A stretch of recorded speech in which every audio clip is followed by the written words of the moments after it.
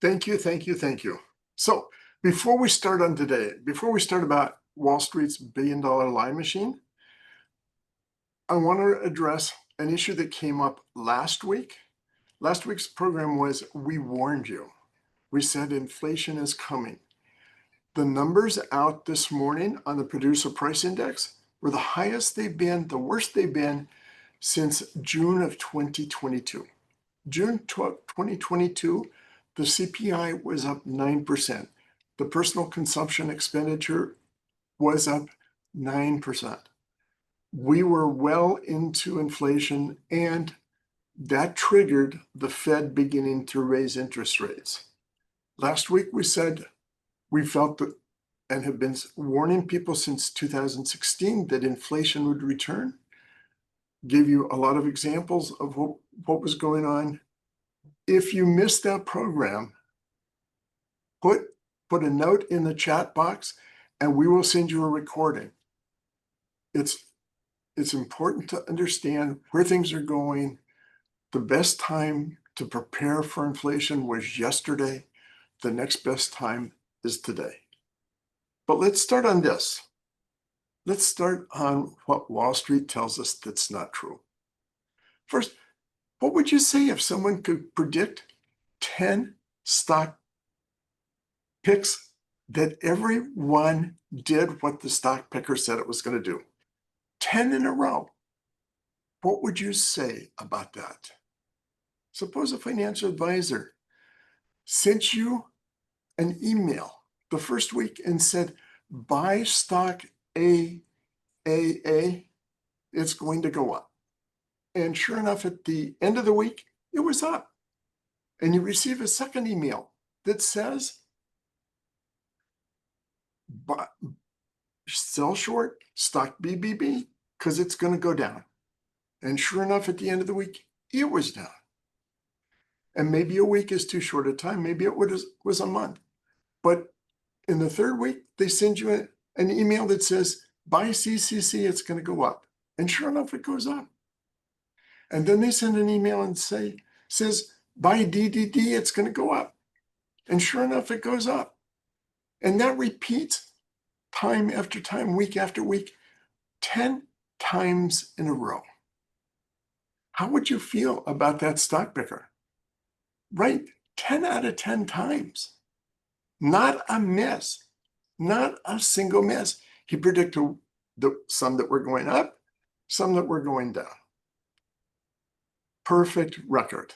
And then he says to you, I would like you to open an account with me. If your account's $5 million, please move $5 million, $1 million account, move in $1 million. Would you do that? Right, 10 times. Perfect track record. 10 times, not one miss. And he's willing to share that with you and manage your account with that kind of success. Would you do that? I think most people would do that. Most people would be happy to do that. It's what you don't see. It's what you don't see that's the issue. So how did it work? Well, this is the way it started. That financial didn't start with just you. He started with 10,240 people. He sent half of those people, 5,120, saying the stock will rise, and 5,120 saying the stock would fall. And at the end of that week, when the stock went up, he never again contacted the 5,120 people who said it was going to fall. Only those where he was a success. And he divided them into two groups. 2,560 got an email saying the stock will rise, and 2,560 got an email saying the stock will fall.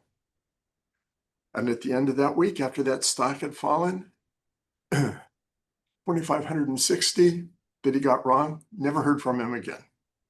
So he divided the 2,560 into two groups.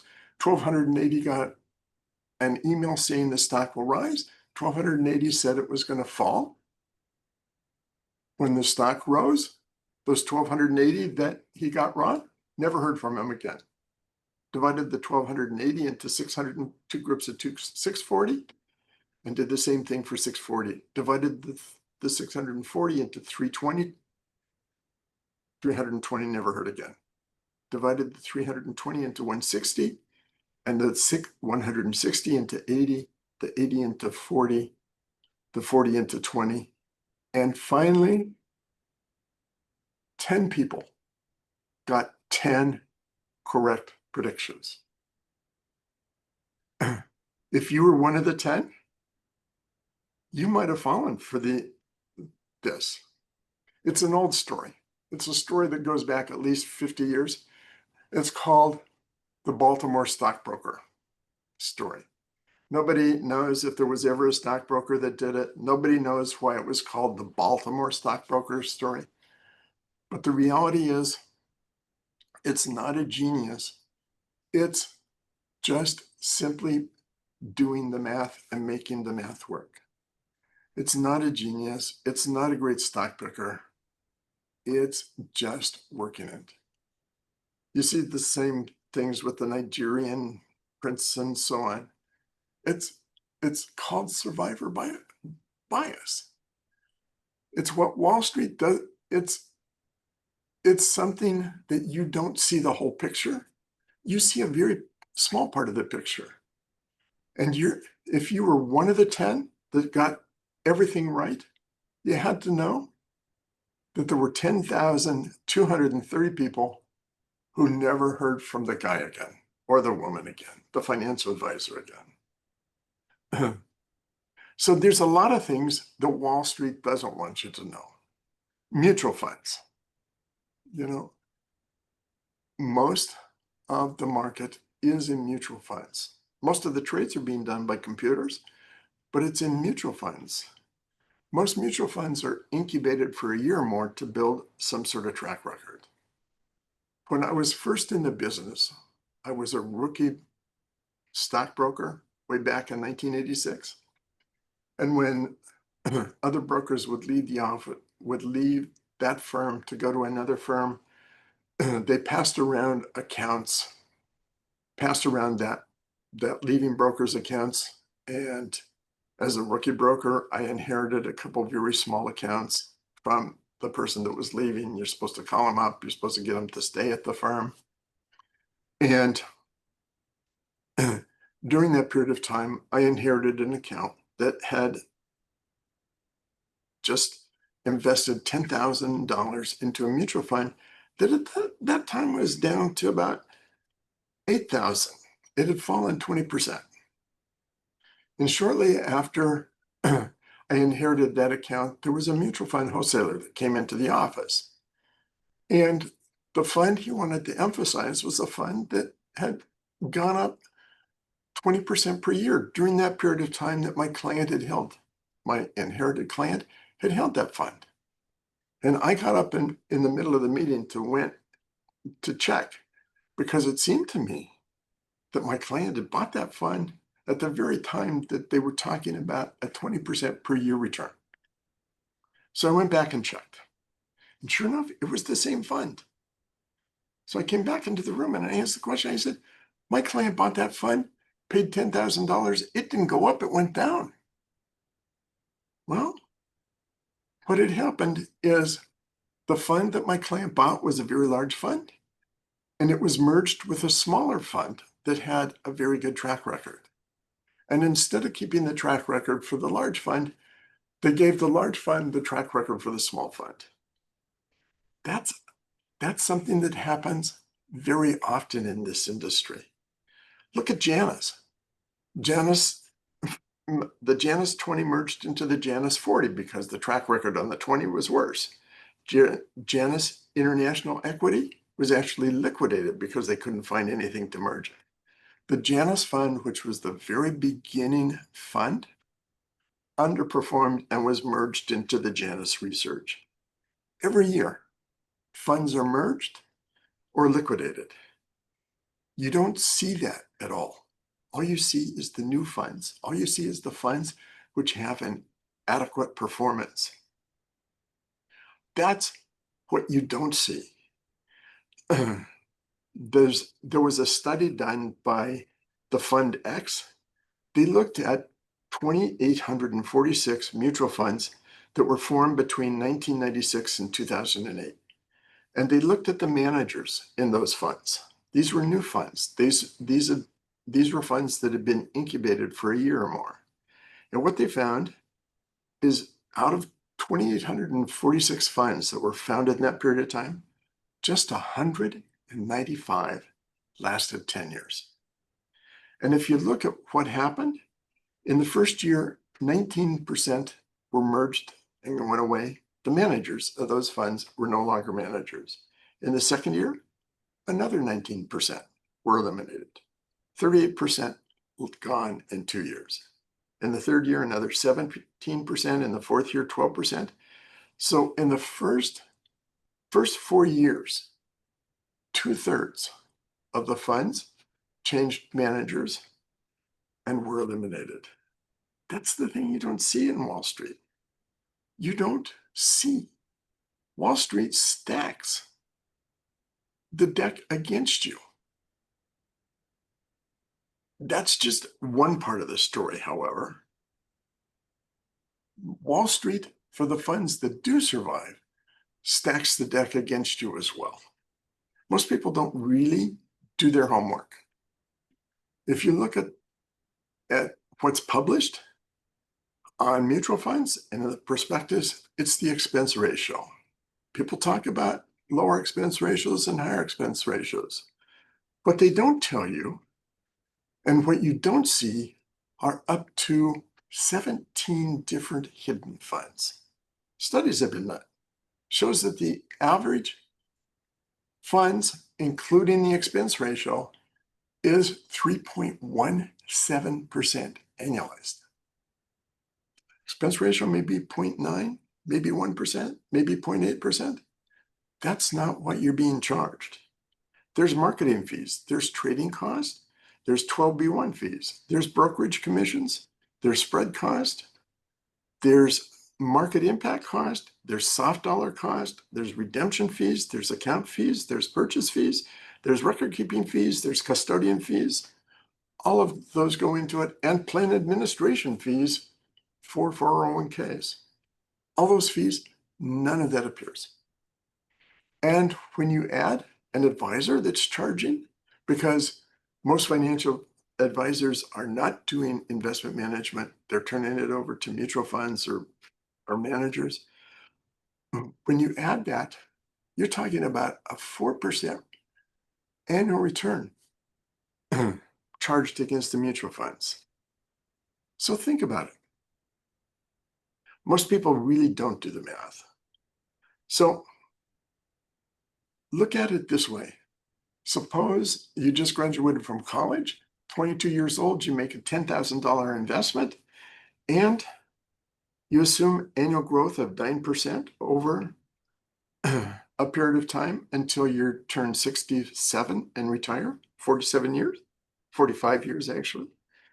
That $10,000 on the average, 9% growth in the stock market, which is what it's been plus or minus over a period of time, the stock market would have grown to, that 10,000 would have grown to 483,272. Sounds good, right? But if you paid 4.1% for the fees and the advisor, that 10,000 will only grow to $86,079. Not 483,272, but $86,079. So make sure that I've got this straight. You provided the capital, you took all the risk, you get to keep $86,079, but you gave up $397,194 to a financial advisor in Wall Street.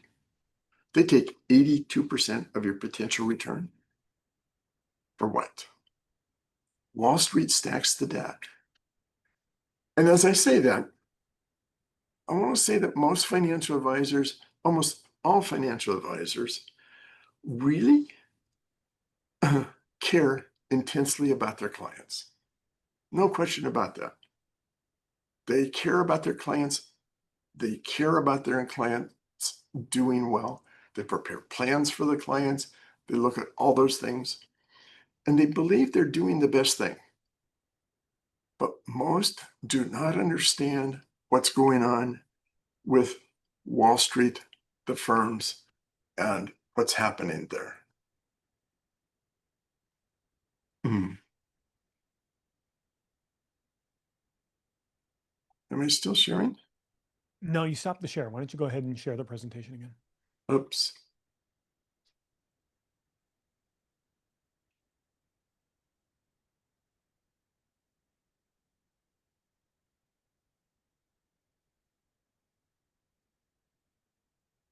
I think it was a good time to go full screen because it was very impactful what you just said.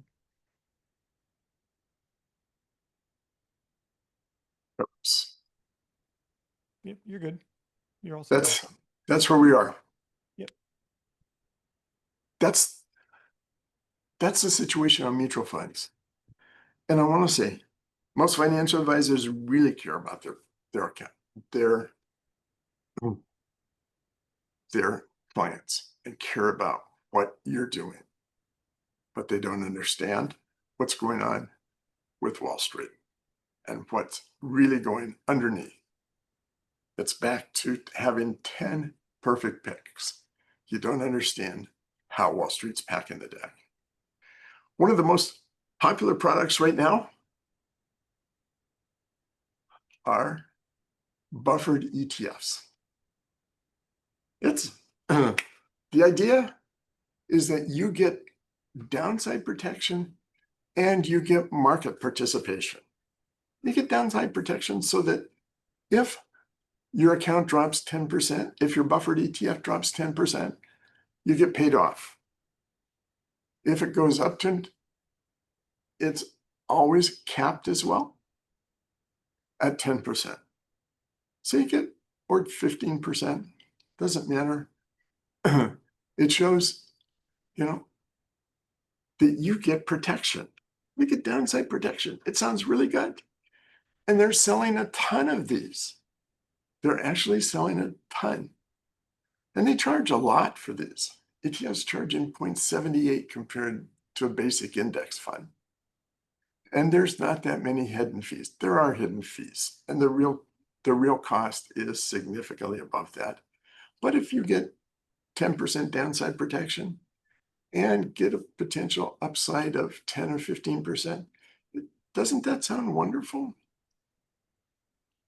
Again, it's all about the math. Since the 1920s, the Standard & Poor's has experienced 20% or more in 36% of the years, 36% of calendar years. So when you're capped at 10% or 15%, who keeps that extra 20? Who keeps that extra 5 or 10 or 15%? Wall Street does. And historically, the S&P 500 has experienced gains of 30% in 1 out of every 5 years. So when you're capped at 15%, you're giving up 1 out of every 5 years, you're giving up a double. Wall Street is claiming 15%, 1 out of every 5 years. 1 out of every 3 years, you're getting 10% when Wall Street's getting 20. It's not a real deal. But on the other side, every other year experiences a correction of 10% or more. So that means your little buffered ETF is going to break out on the downside every other year. 10% down, you're going to see that thing liquidated. And what will be done with those funds? Most likely, the financial advisor is going to say, aren't you glad you're out? Let's reinvest those funds in another buffered ETF, and we'll get the market appreciation on the upside. We'll get the recovery. But if you work it out, if you invest 100,000 and it drops and you come out at 90,000, the next buffered ETF, you might get the upside, but that 90,000 only goes to 99,000, not back to break even. And the odds are 50-50 that you'll be down again another 10%. They sound so good. They sound like what I call the chocolate covered hand grenades. They sound so good. They don't really work. It's the buffered ETFs, mutual funds, buffered ETFs. And they lock you into a year. You don't move away from the buffered ETFs because you're locked in. So that means you have a 50-50 chance of being liquidated. And if you happen into 1/3 of the years or 1/5 of the years where you get the market is up 20 or 30 or more percent, you get capped out and liquidated because the whole thing is capped at a top. Wall Street makes money on these. Of course they make money. They hire brilliant young guys who come up with all these great ideas, and you get to pay for that. And let me say again, most financial advisors are really concerned about their clients, really want to do the best for their clients, really do the financial plans, really put the effort into it. They just don't know and don't really do the math. Maybe it's because I was a math major undergraduate. Let me talk about one other thing. The 529 plans. This was a brilliant idea by institutions, an idea which said, these things can be sold. These will allow people to put money into a plan and finance a college education. I can tell you the cost of a college education, I put myself through college. I worked a job, and when I went through graduate school at Carnegie Mellon, I got a grant and a scholarship. But in those days, in the 60s, you could earn enough money as a summer job to put yourself through college. I had that idea with my daughter. I sat down and said, okay, you're going to have to pay for half your college and I'll pay for half. When I saw what a college was going to cost, I said, oops, bad decision on my part. And now when I look at my grandchildren going through school, going through private schools at $80,000 to $90,000 a year for tuition, there's no way they earn that, even at a public school. The costs are so high. So the education people and the Wall Street came up with a 529 plan. You already know part of the story, because we talked about mutual funds, and 529 plans come and are limited to a number of mutual funds. Not only are they limited to mutual funds, but those mutual funds are usually more expensive than non-529 plan mutual funds. The costs are significant, and you can take a 10% penalty. You don't get a tax deferred situation on federal taxes, and even, we live in the state of Washington. I live in the state of Washington. There's no income tax, so there's no benefit. States like California, there's no tax benefit. The choices, the number of choices are limited. The costs are high. You can easily trigger a penalty. And for families that have limited incomes, it counts against their federal aid and can count against scholarships. And the contributions and the fees are going to be high. They sound great. And let me say one other thing. They're called tax-free. How many 6 or 8-year-old children do you know who pay taxes? It was an idea that went very easily across because they said, Well, we're not losing any tax revenue by doing these plans. And for the people who do participate, they're going to set aside money for children's education. And believe me, it's better to do a 529 plan than not to do anything at all. But it's better to make another choice than a 529 plan than than doing the 529. 529s are better than doing nothing, but there are a lot better options.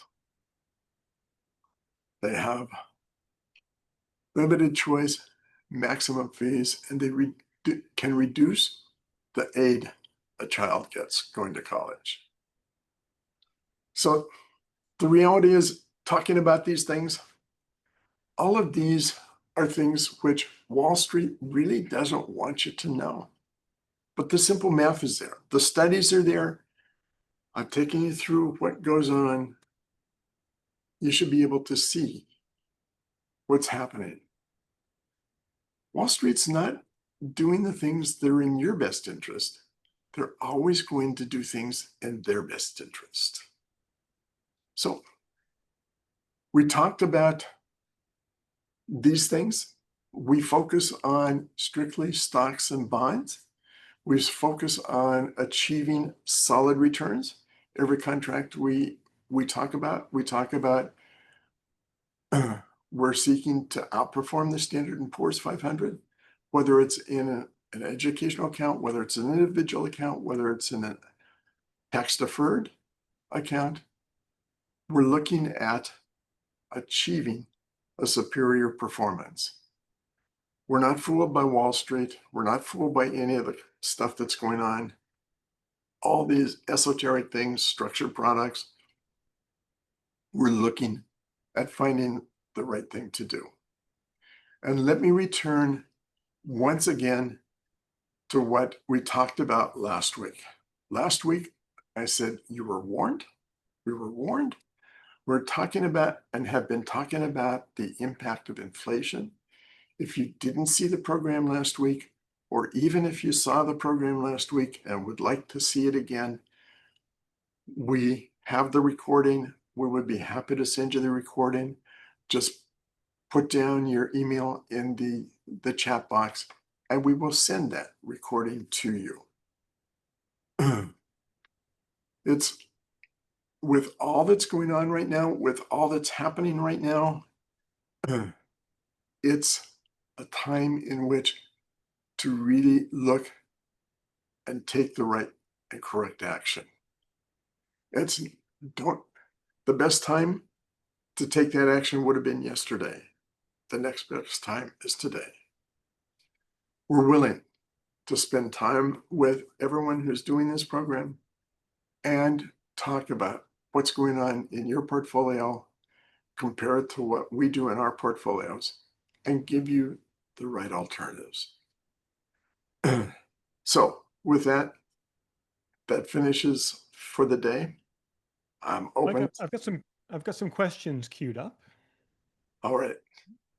And before I launch into the questions, again, everyone, thanks so much for spending time with us today. We have a huge crowd here today, and I'm really grateful for all of you, and especially because you've taken your time to spend with us, and we all know your time is valuable. So thank you very much for that. We're going to make best use of it.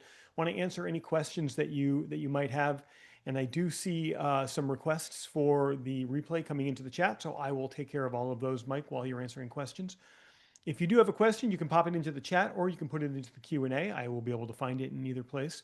The first question, Mike, is, let me just see if I can get it. There we go. How do I research a fund's real track record? There's no way to do that. The fund, the track record on a fund is going to be the real track record of that fund, but it may not be that fund which you're really viewing. Janus 20 went into the Janus 40. The Janus fund, which had a tremendous track record up until a certain point, was merged into the Janus Research. That's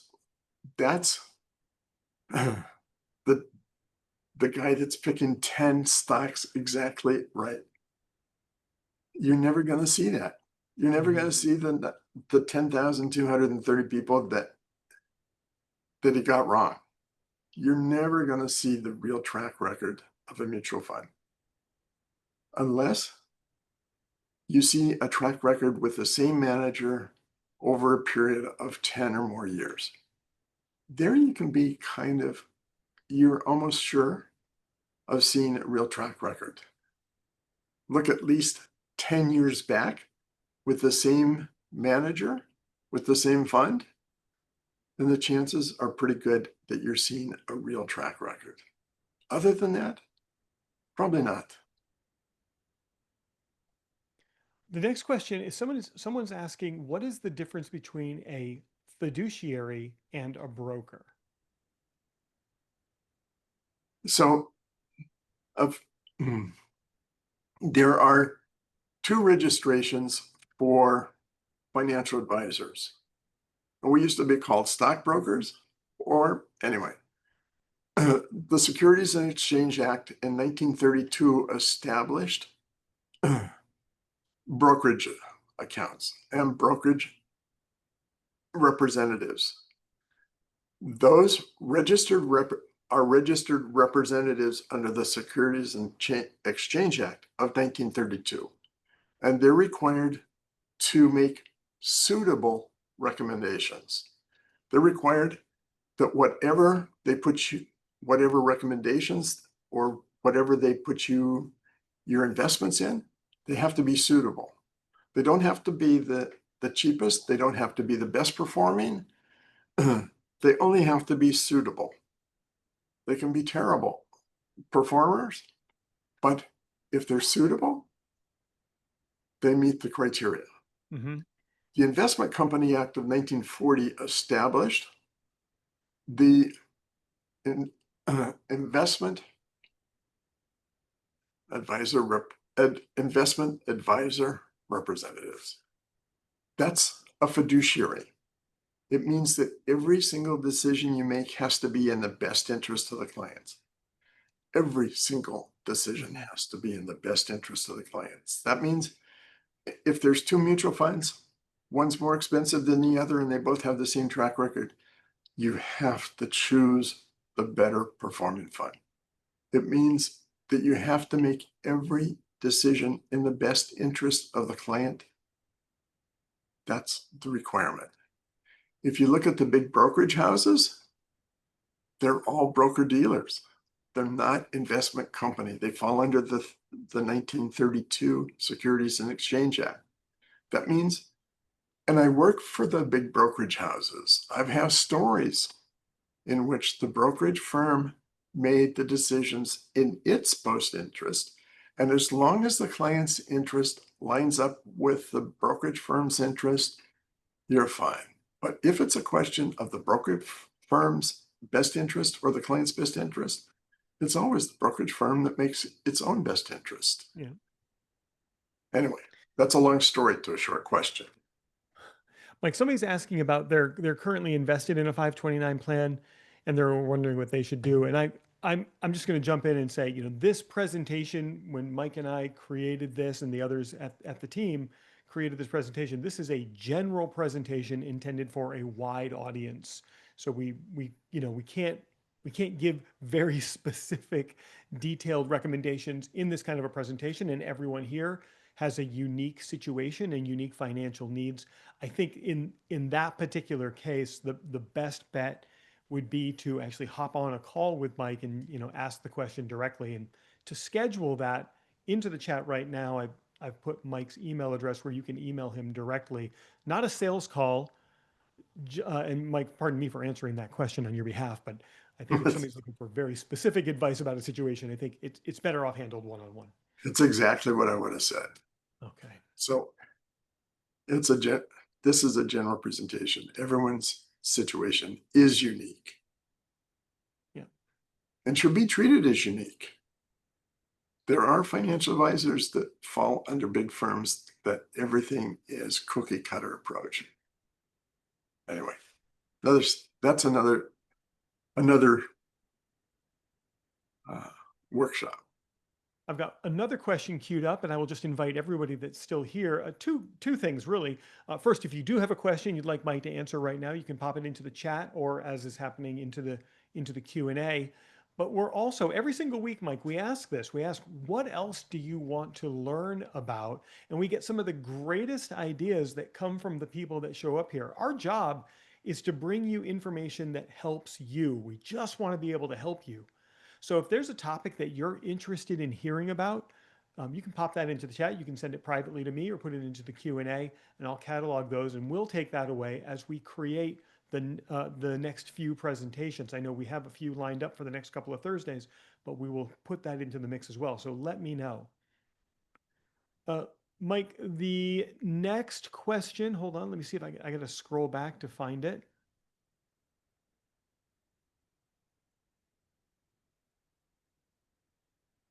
What is the minimum amount someone needs if they're going to start investing properly?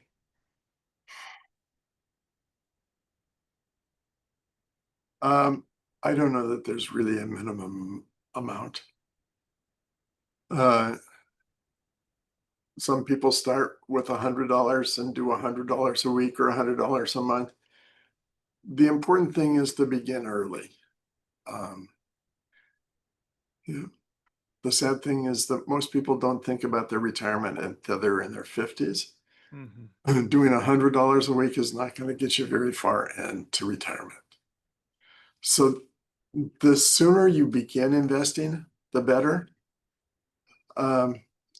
Depending upon who you work with, some advisors have $5 million minimums. Some have $1 million minimums, some 500,000. Some, we actually will start with 100,000. But in that case, we have children's accounts that are much smaller. Not 529 plan accounts, but real children's accounts. But those go with parents' accounts as well. So it depends upon an individual situation, and that's a question for that particular person, not a general question that can be Mm-hmm. answered. Mm-hmm. And I think this next question might be the same thing, where somebody says, "Should I invest everything at once, or should I do dollar cost averaging?"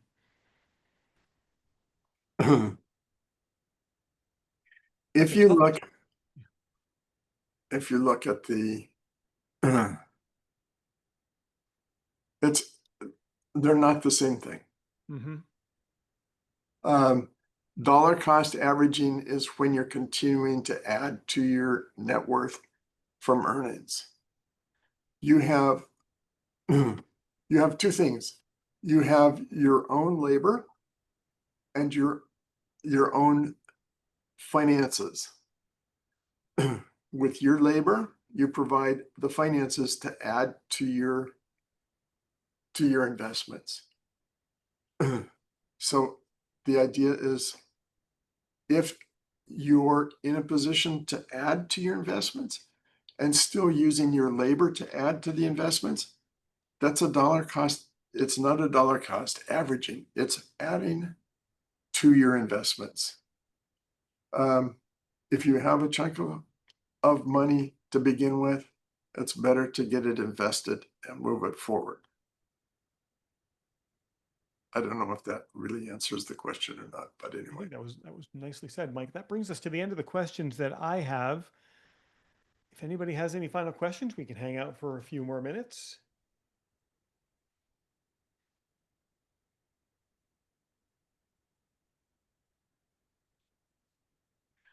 Pretty interesting stuff today, Mike. That Let me, the let me Baltimore. give you a preview of what's coming next week.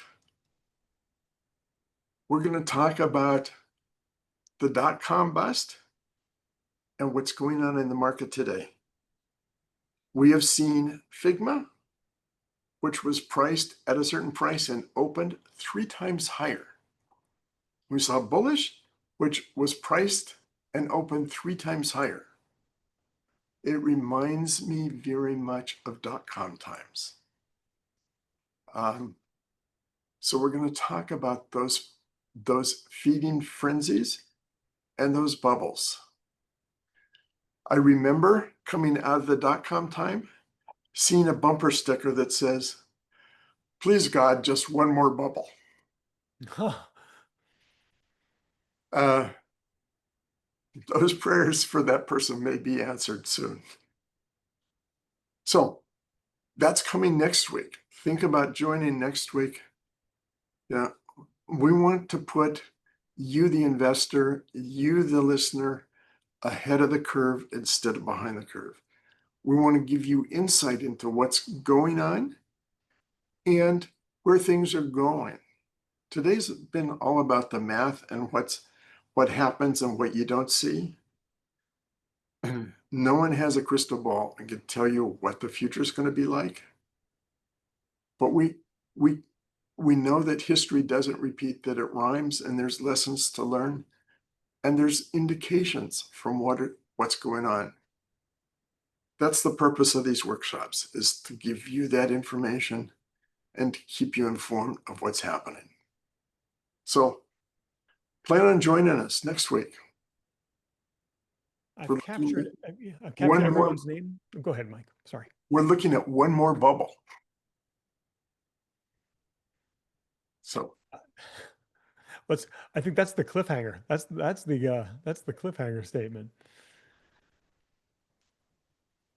All right, I'm just checking in. It doesn't look like any other questions have been asked, and I've captured all of the names. Oh, just got one more. One more just came in for people who would like earlier videos. So let me just capture that real quick. Got it.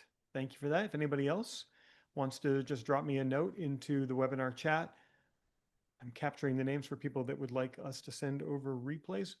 Mike, you're going to send those directly, aren't you? They're going to get an email right from you. we are going to send those directly, yes. There we go. I think I got everybody. And Mike, you can stop your share as we sign off. So once again, everybody, keep an eye on your emails, keep an eye on your socials as we announce future workshops. We're here every Thursday at 11 o'clock Pacific, which is I'm here on the East Coast. It's 2 o'clock on the East Coast, or whatever time you happen to be. And we're always trying to bring you interesting and informative things that help you make better decisions. One last time, I'm going to pop it into the chat. Actually, it's there. Everybody can see it. But if you do want to chat with Mike directly in a non-sales call, just him helping you out, his email address is there for you. Drop him a quick note. He'd love to have you on his calendar. Mike, great to see you again this week. I'll hand it over to you to bring us home. Okay, we're done for the day. Have a very good week, and the market will get better. Even it's got its ups and downs. Anyway, hopefully you do extremely well. Talk to you later. Talk to you next week.